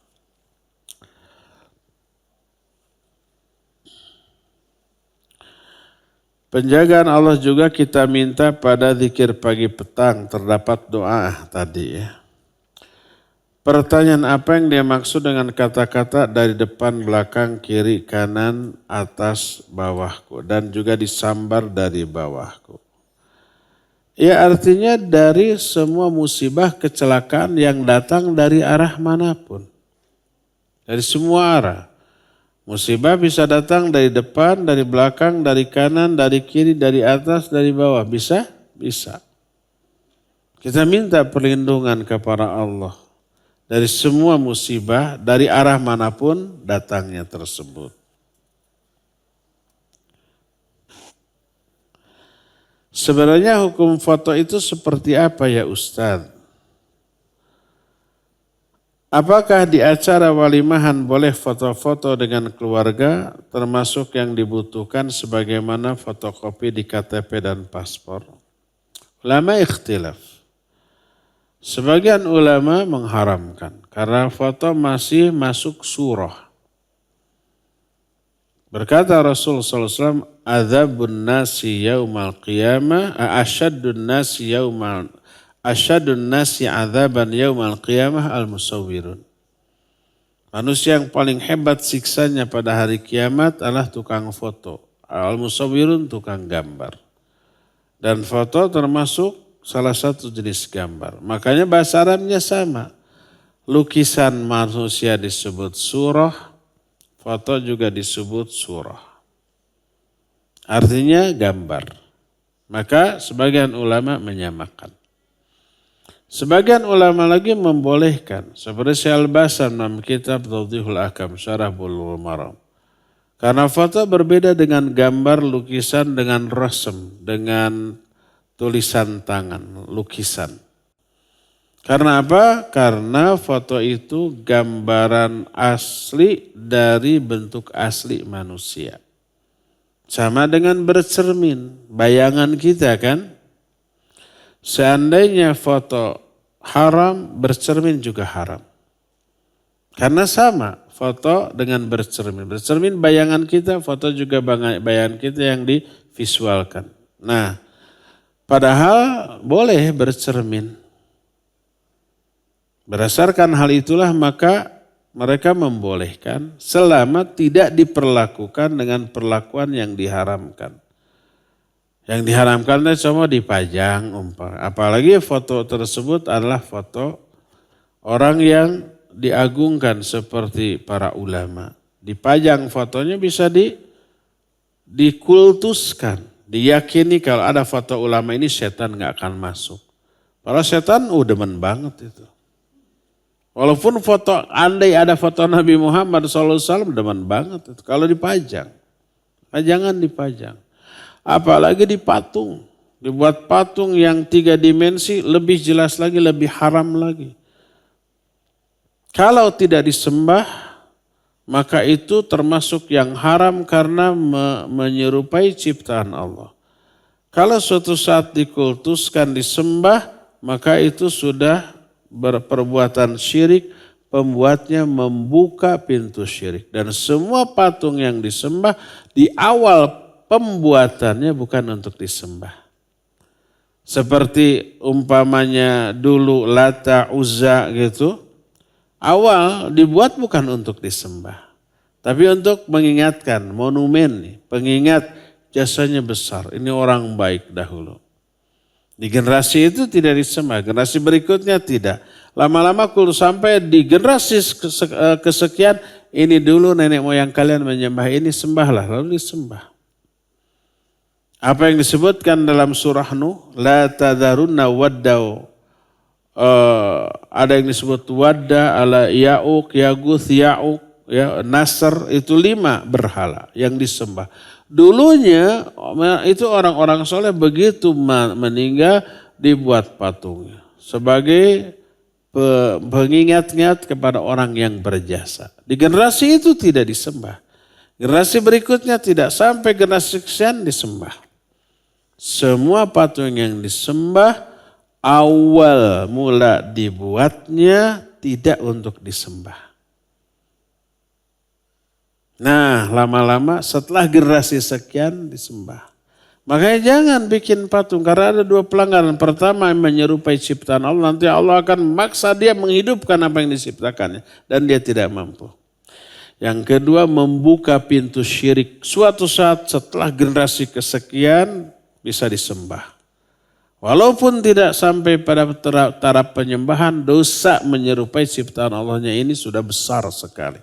Dan itu termasuk ke dalam hadis yang tadi, asyadun nasi adzaban yaumal qiyamah al-musawwirun. Manusia yang paling hebat siksanya di hari kiamat adalah tukang gambar, apalagi tukang patung.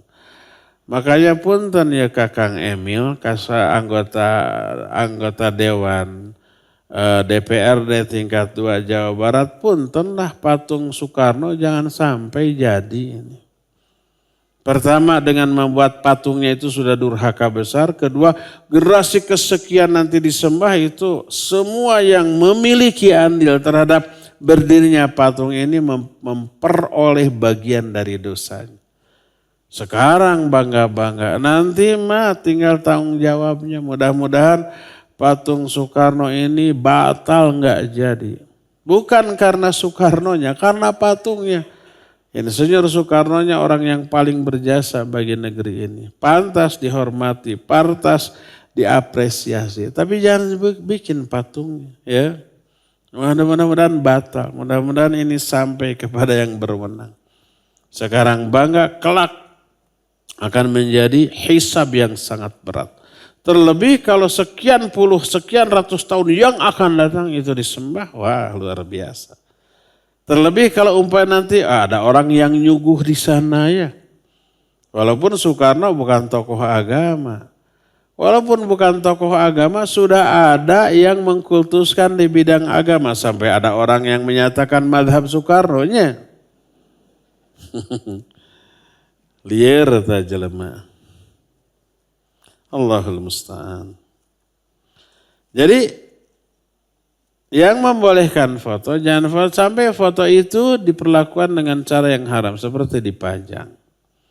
Kalau umpamanya ada keperluan, ya bisa wajib bisa seperti di KTP, di paspor, di surat nikah, di ijazah. Tanpa ada foto, hukum bisa dimanipulasi. Saya mau berangkat haji umroh, nih paspor saya tapi nggak ada fotoan. Bisa aja ya, ini nama saya. Kalau ada foto, nanti pihak imigrasi lihat paspornya, lihat orang, oh benar. Gitu kan? Itu harus di KTP, di ijazah, di surat nikah, di paspor, di visa, itu harus ada foto. Tanpa foto bisa dimanipulasi. Mungkin wajib di sana, iya bisa.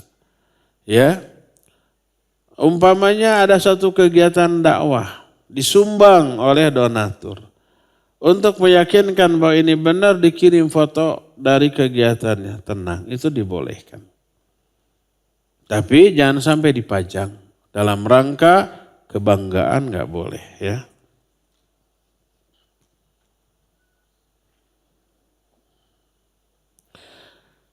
Kalau ada orang minta foto sama kita untuk difotokan dan kita tahu orang tersebut akhwat akan mengupload di sosmed.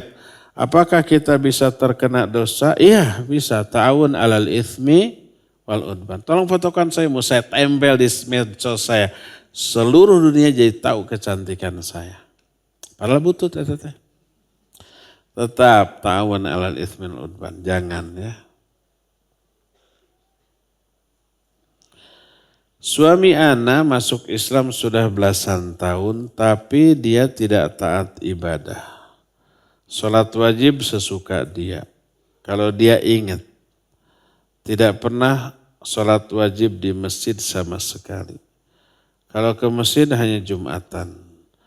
Sholat Idul Fitri dan Idul Adha. Dia juga nggak percaya amalan sholat sunnah. Suatu hari saking jengkelnya anak bilang begini ke suami, jika kamu berat menjalankan perintah ibadah dalam Islam, kenapa masih bertahan di Islam? Ustaz, salahkah anak bilang begitu? Salah enggak ya? Salah. Nanti bisa mendorong, ya udahlah saya keluar lagi, bisa begitu. Bisa murtad. Kalimatnya jangan begitu, kalau sudah menjadi muslim, tolong loyal, tolong komitmen, laksanakan perintah, jauhi larangan. Gitu. Jangan, ngapain kamu masuk Islam kalau kayak gitu? Ya udah nanti saya keluar lagi. Bisa begitu nanti. Kalimatnya yang kira-kira memotivasi dia untuk taat, bukan untuk mendorong dia keluar dari Islam lagi atau murtad lagi.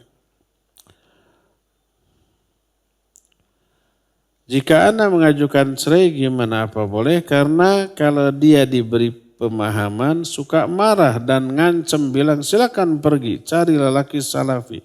Ya udah cari. Ya, salah satu uzur syar'i bolehnya cerai adalah kalau suami ini sudah mengabaikan yang wajib atau melanggar yang haram. Dia mengabaikan sholat. Sebagian ulama seperti Syekh Al-Utsaimin menyatakan meninggalkan sholat apapun alasannya kufur. Tapi mayoritas ulama menyatakan tidak kufur selama masih mengakui kewajiban sholatnya. Dan dia merasa berdosa. Kalau sholatnya hanya Jumatan sementara 5 waktu tidak, ya sudah parah. Sudah mengabaikan perintah Allah SWT. Kalau nggak percaya kepada sholat sunnah, maksud nggak percaya itu apa? Apa hanya tidak mengamalkan? Atau saya mah nggak percaya sunnah itu nggak ada pahalanya. Itu bisa kufur. Karena Al-Quran, hadis menganjurkan kita sholat sunat. Wa minal laili fatahajjad bihi nafilatan lak. Pada malam hari silakan kamu tahajud sebagai ibadah sunnah bagimu. Tambahan bagimu. Nah, ayat memerintahkan kalau nggak percaya tahajud. Ngapain? Nggak percaya kepada ayat itu tuh. Jadi mungkin orang yang mu'alaf tadi masuk Islam tapi tidak terbina. Tidak terpelihara. Tidak ikut kajian, tidak belajar dengan sesungguh-sungguhnya, akhirnya seperti itu. Apa yang harus dilakukan? Pertama luruskan dulu, ajari dulu. Kalau diajari menerima alhamdulillah, kalau tidak dan tetap dia meninggalkan kewajiban atau melanggar yang haram, ya itu sudah menjadi uzur syar'i untuk meminta atau mengajukan gugat cerai. Bagaimana dengan terjadinya bencana alam? Apakah itu kehendak Allah? Kalau terjadi ya itu pasti kehendak. Tidak ada yang terjadi di luar kehendak Allah. Kullu ma syaa kana wa ma lam yasha' lam yakun. Semua yang Allah kehendaki pasti terjadi. Dan apa yang tidak Allah kehendaki tidak mungkin terjadi. Kalau itu terjadi bencana alam ya itu berarti dikehendaki oleh Allah. Apa tujuan Allah dengan adanya bencana? Banyak. Pertama mungkin azab atas kedurhakaan mereka. Kedua, ujian bagi orang-orang soleh. Dikasih ujian penderitaan berupa bencana alam atau musibah lainnya ya. Dan banyak lagi hikmah lain di balik itu semua. Ana pernah baca artikel bahwa wanita safar tanpa mahram boleh dengan syarat. 1, jalan dipenuhi rasa aman. 2, selamat dari godaan. 3, safar wanita ditemani oleh wanita yang terpercaya. 4, mengenakan pakaian syar'i. 5, mukim atau menetap dengan wanita yang berakhlak lurus. Bagaimana apa ini boleh menjadi alasan wanita safar tanpa mahram? Iya, maksudnya safar wanita tanpa mahram untuk menunaikan kewajiban. Seperti haji. Dia sudah terkena kewajiban haji tapi tidak punya mahram. Silakan dengan syarat-syarat tadi. Atau kalau hajinya umpama masih terlalu lama daftar sekarang 20 tahun lagi berangkat gitu ya. Bawa ke umuran buah mual gitu. Sekarang usia 50 tahun berangkat lagi 20 tahun. Dina ayana kene oge tos rempo umpoy. Maka umrohlah, umroh wajib bagi dia. Lalu berangkat umroh yang wajib pertama kali. Bagi yang belum mampu haji wajiblah umroh. Kalau dia sudah mampu silakan umroh. Bagi ikhwan akhwat yang mau umroh yuk saya ada jadwal tanggal 11 September ya. Sebulan lagi, ayo daftar cepat. Boleh hubungi saya, boleh hubungi Pak Dadai itu, Gubernur Jalan Jurang. Gratis ya, tidak bayar daftarnya. Nah, jadi umrah yang wajib, haji yang wajib, ya tanpa mahram boleh. Tapi yang sunnah jangan. Pernah haji, sekarang haji lagi kedua. Pernah umroh, sekarang umroh lagi kedua. Gak boleh pakai tanpa mahram. Ya. Walaupun dijamin aman, ada hal yang di luar dugaan. Saya pernah ada pengalaman, bukan sekali 2 kali ini. Jadi pulang umroh, satu pesawat kan ratusan orang. Transit di sebuah tempat, entah di Dubai atau Emirat gitu. 2 jam, pas mau boarding lagi ke pesawat, ternyata ada kendala delay. Ternyata apa? Ada seorang wanita sakit kru tidak berani mengangkut wanita ini di pesawat dalam kondisi sakit. Ternyata dia nggak ada mahram. Konyolnya lagi, si pembimbing grup dia itu nggak bisa bahasa Arab, nggak bisa bahasa Inggris. Ada ribut-ribut apa, saya dipanggil untuk menerjemahkan. Ternyata nggak bisa, harus dirawat di rumah sakit. Memang dijamin ada asuransi, dijamin nggak perlu bayar. Yang jadi masalah siapa yang mendampingi, mahramnya nggak ada. Dan itu di luar dugaan sakit. Tadi mah jag-jag, tadi nama sehat. Tapi mendadak mungkin kecapaian, mungkin gimana gitu habis umroh. Akhirnya dia harus dirawat beberapa hari. Yang jadi kendala siapa yang mendampingi? Si pembimbing nggak bisa bahasa Arab, nggak bisa bahasa Inggris. Minta, tolong Ustadz dampingi, enak aja. Saya juga punya jamaah yang harus saya antar sampai pulang gitu. Nah itu kendala tuh. Di luar prediksi kita, perhitungan kita kayak begitu tuh. Jadi kalau untuk hal yang wajib bolehlah, tapi yang sunnah jangan. Izin bertanya Ustadz, niat umroh yang benar itu seperti apa? Maksudnya niat apa? Kalau niat dari sini umroh ya harus ikhlas, ditujukan karena melaksanakan perintah Allah dan diniatkan melaksanakan sunnah Rasul SAW. Ada dua. Pertama, kenapa kita beramal? Karena melaksanakan perintah Allah. Niat kita mengamalkan amal itu karena melaksanakan perintah Allah. Allah perintahkan kita, termasuk umrah. Yang kedua, tata caranya mengikuti sunnah Rasul SAW. Itu niat yang benar. Itu kalau yang dimaksud niat. Nah, tapi kalau yang dimaksud adalah ihram. Ihram itu maknanya niat memulai umroh yang dilakukan di miqat. Miqat itu tempat awal memulai ibadah umroh. Kalau kita ke Madinah dulu, tidak langsung umroh, maka mikot kita mikotnya orang Madinah, yaitu di Bir Ali atau disebut dengan Dzul Hulaifah. Jadi dari hotel kita berangkat biasanya pada zuhur setelah makan berangkat, mampir dulu ke Bir Ali. Di sana ada masjid, sholat dulu. Nah pas mau berangkat ke Mekah kita niat di sana, niat mau melakukan umroh. Bagaimana niatnya? Cukup dalam hati. Nah, niat yang dilakukan di miqat itu ihram. Kenapa ihram? Karena niat itu mengharamkan beberapa hal yang tadinya halal. Ihram itu kan hanya pengharaman. Dengan niat haramlah segala beberapa hal yang tadinya halal.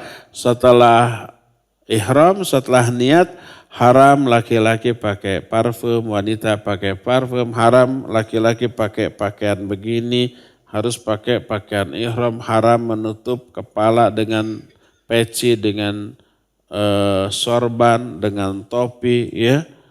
Haram juga wanita pakai kaos tangan, haram juga menikah atau melamar, ya. Ini mumpung di depan Ka'bah, maukah kau jadi istri saya? Gak boleh kalau ketika ihram, ketika umroh begitu, ya. Nah, termasuk juga tidak boleh berburu atau makan hasil buruan dan seterusnya. Itu haram. Makanya niat di miqat disebut ihram karena mengharamkan beberapa perkara. Jadi niatnya sendiri itu hanya di dalam hati menetapkan niat, menyengaja memulai ihram sekarang dari sini. Itu udah niat. Tanpa harus dilafadzkan. Setelah itu baru melafadzkan talbiyah labbaik Allahumma umratan la riya fiha wala sum'ah. Ya.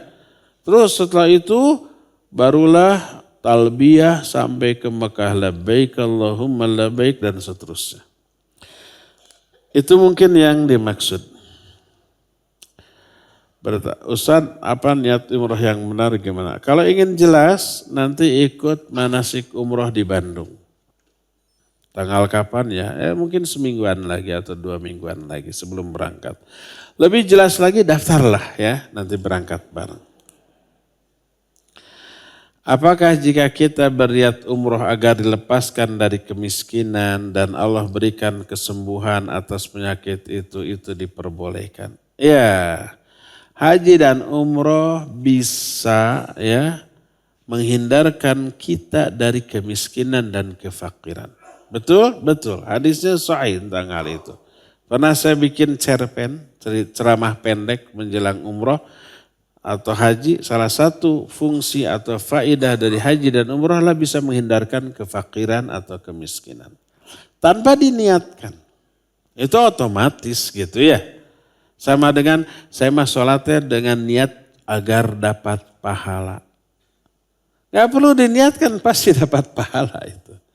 Haji dan umroh tanpa diniatkan agar terhindar dari kefakiran dan kemiskinan itu sudah otomatis ya. Sudah otomatis include. Sudah ya, sampai di sini saja. Sudah terasa 2 jam waktu yang kita habiskan. Semoga Allah pertemukan kita kembali di hari Selasa yang akan datang. Subhanakallahum bihamdik. Asyhadu an la ilaha illa anta. Astaghfiruka wa atubu ilaik. Walhamdulillahi rabbil alamin. Wassalamualaikum warahmatullahi wabarakatuh.